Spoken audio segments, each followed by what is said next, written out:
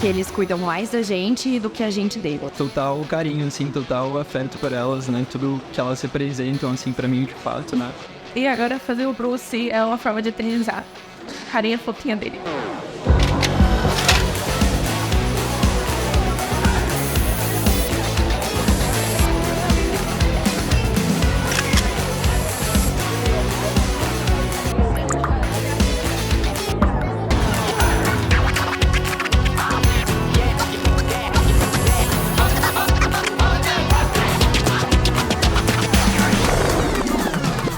O amor que eu sinto por eles, com certeza será eterno.